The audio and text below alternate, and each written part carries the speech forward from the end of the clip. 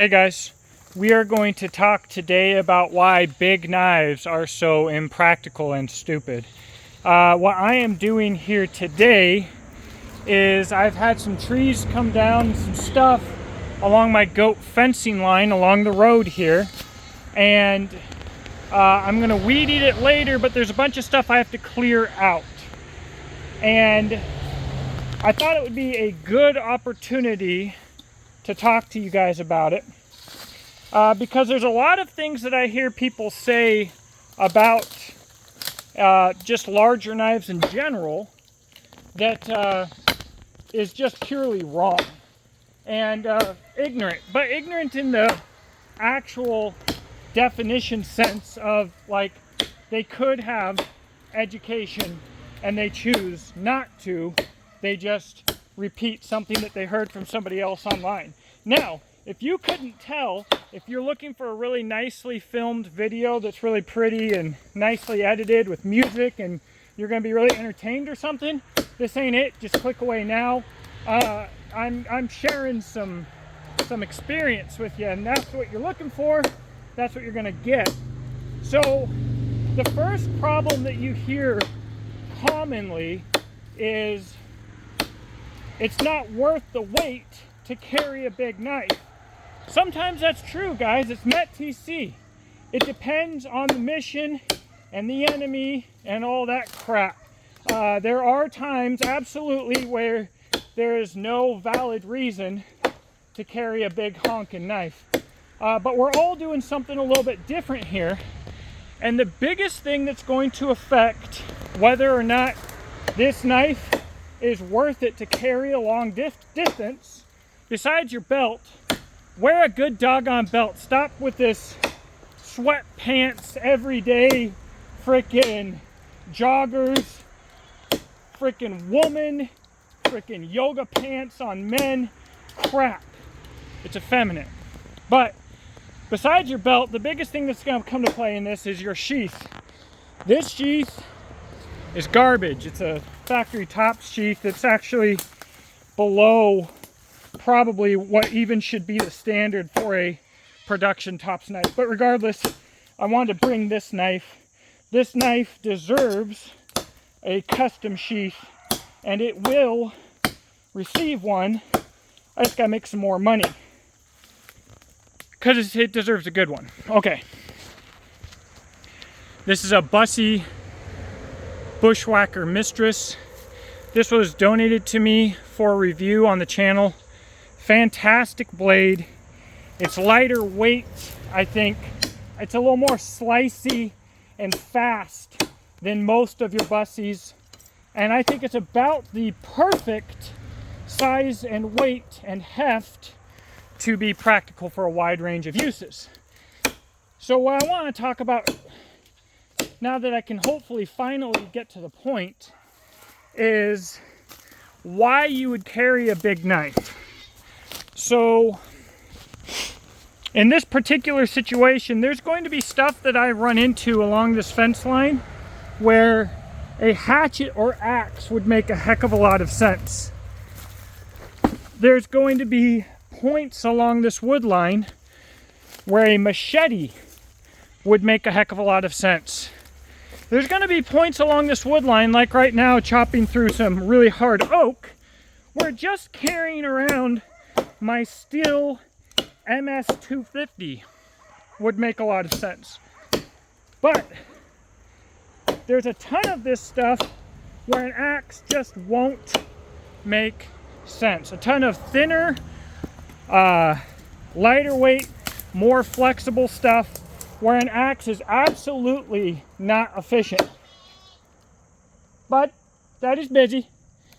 Go back to where your mama can see you. And get, guys are gonna be like, he's just a big knife guy. He hates axe guys. No, love axe guys. Love axes. This overall is not the tool for the job for a lot of this. The job that I'm doing right now, a full-size axe would make more sense. Not necessarily a hatchet, definitely not a tomahawk, but a full-sized axe would make more sense. This is some really, really hard crap. All right, why not a machete? If I were to bring a machete out here, my biggest gripe with machetes, for one, with hardwood like this, you can lose your edge rather quick depending on the machete. They're usually a softer high carbon. That's not the biggest issue here, actually. They're not quite as efficient in hardwood because if they can bite and bend, which is what machetes do, it can cause a lot more friction and be a lot more work. Come on. That's not even the biggest issue I have here. My biggest issue with machetes and these hardwoods is deflection.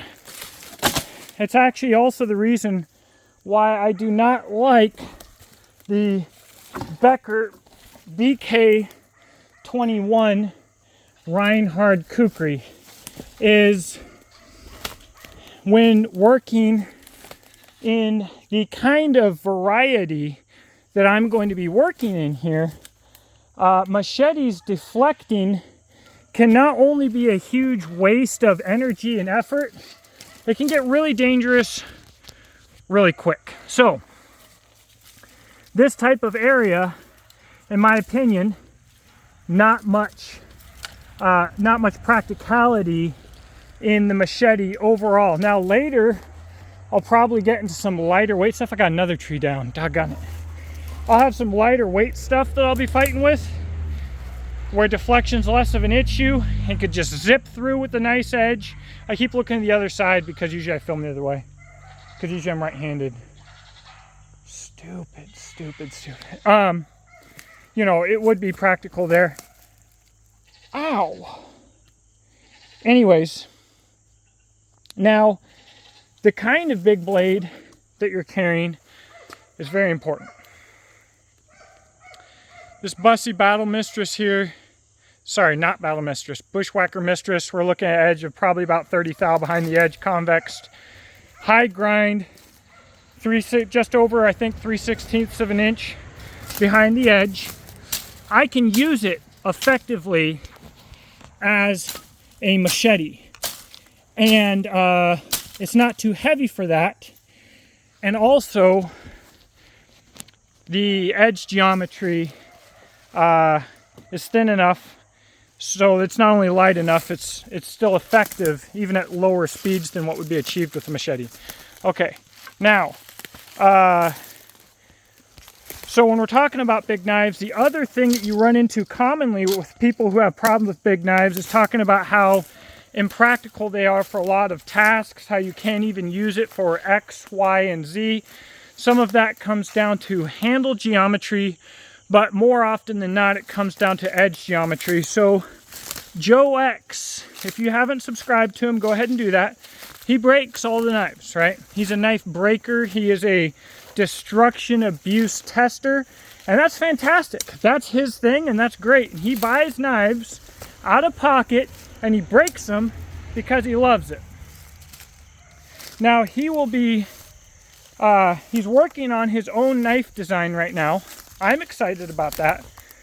But what I'm going to be interested in is, will that knife be practical for me to use, or in the search of toughness and in the name of toughness, will it be so thick behind the edge that I can't efficiently use it for a wide variety of tasks? So when you make your knife too tough, you can make it unusable for a wide range of tasks, and I think some people run into that.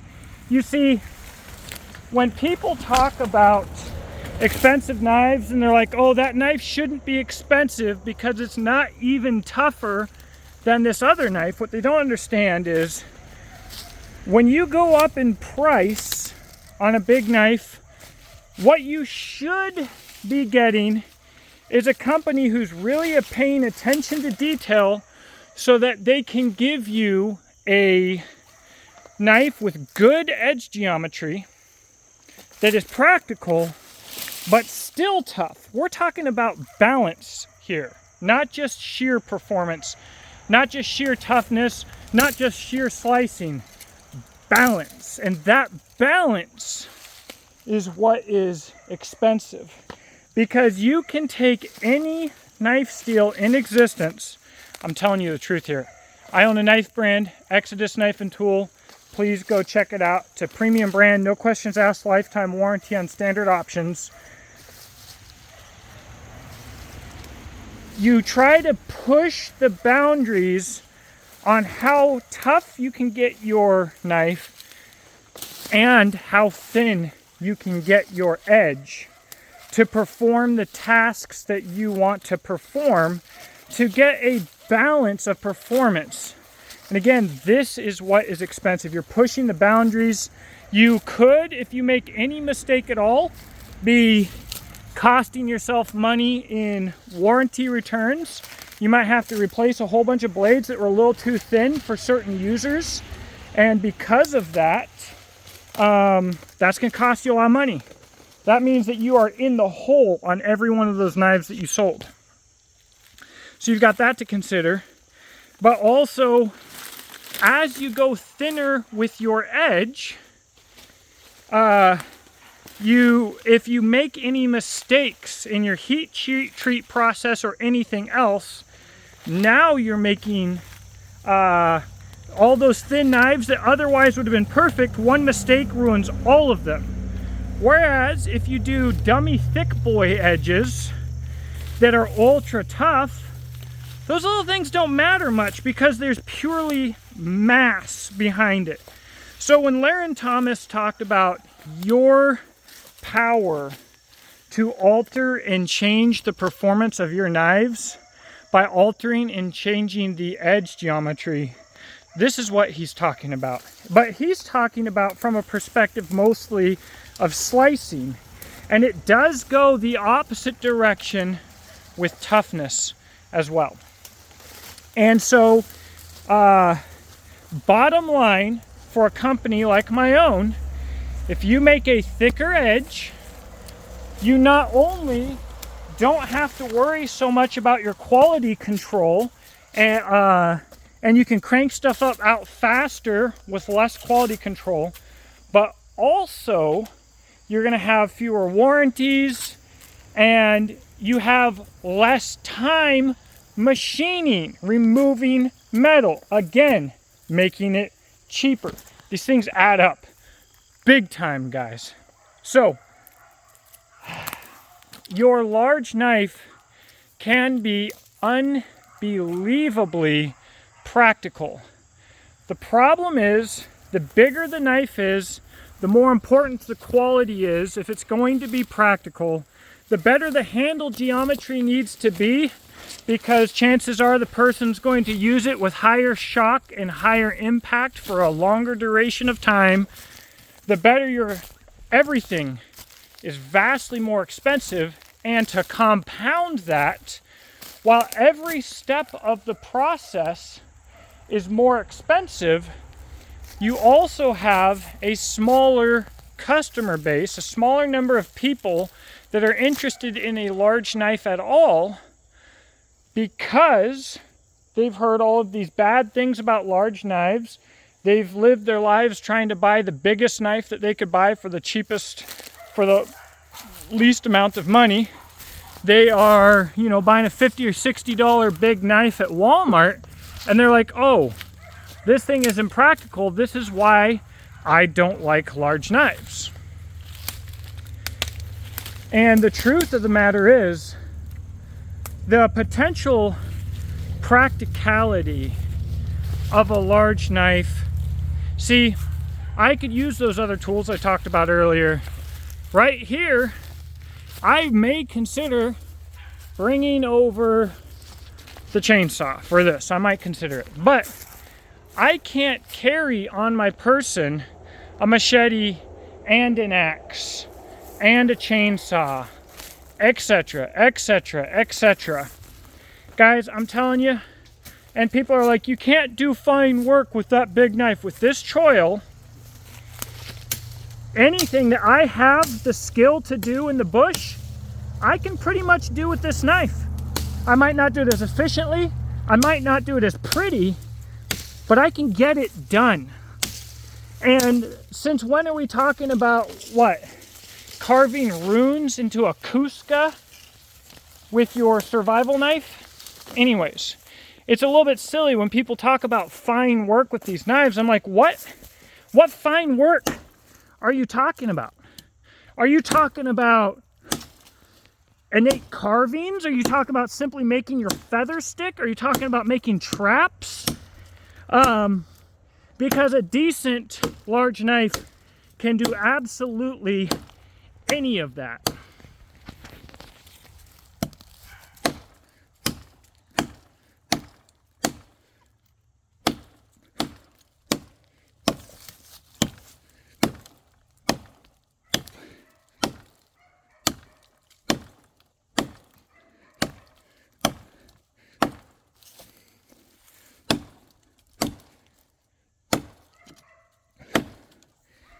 Now, we're going to wrap this up here. But I talked about Joe X and how if you are into knives and stuff like this, you should subscribe to his channel. But I will say, I personally have a different approach to testing performance. So when Joe X breaks his knives, he's going to break them. They're going to break. What I want to do, and some added context that I think is important for the average person, is how much abuse can that knife take before it breaks, with kind of more like some of the stuff I'm going to do out here. And so in this scenario, you know, a lot of people said the TRC Apocalypse was crap and the heat treat was bad because Joe X broke it and the point at which it broke. I'm quite certain that I could chop like I'm doing now with that knife for the rest of my life and baton anything that I would ever realistically baton through and never have an issue. So I'm going to abuse the knife, and we're going to see how much abuse the knife can take without damage. I won't go into microfractures and the potential of invisible damage and all of that because I can't test all of that. But the truth is, every knife company in the industry that makes a bushcraft or woods knife should have a no questions asked lifetime warranty, because the truth of the matter is, even with the weakest of knife steels that we use, some people might consider that 1095 and D2, the knives with proper edge geometry, just knife steel in general, is still so tough that you're never going to break it doing something even remotely applicable. And so when companies put a bunch of caveats on their warranty, chances are the reason for that is they're not confident in their quality control and in their product. We have this like idea of all of these people going out and doing Joe X style testing. They don't. You know why? Because it's a crazy amount of work. It's insane. And companies are not just losing money bleeding out the sides because of all of the people that are trying to chop a granite stone in half. It doesn't exist. So if you're going to have a quality knife, it should have a no questions asked lifetime warranty, because if it's made right, you should be able to use it for the rest of your life without issues. And when a certain brand comes up every single winter with big chips out of the blade, and the owner comes out and makes excuses and talks about unsupported wood or all of the other issues, what you should look at here is, why does this happen so often? What's going on with the quality control, and what's the chances that my knife is going to be a piece of crap? If that's what you see popping up all the time, go.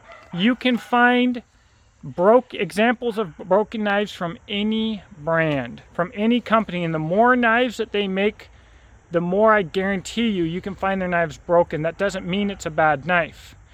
But when you have a reoccurring reputation and it pops up every couple of months or every year from a lot of different people, the problem is quality control. So that's what I've got to say about Big Knives, guys. I'll wrap this up. If you want to try a big knife that has a decent level of quality for a good price, go buy yourself an ESEE Hungles or a Hungles 2. And it might not have all the bells and whistles. It might not be perfectly refined. It might not have the thinnest edge or this or that or the other, but you will get acceptable quality in a very hard-working tool that is very much worth what you will pay for it 1,000 times over. So I'm going to end it there. Like I said, guys, if you watched through this whole thing, I appreciate it. Let me know what you think in the comment section below. And being that I see a lot more trees down over here, I'll go get the chainsaw. Bye.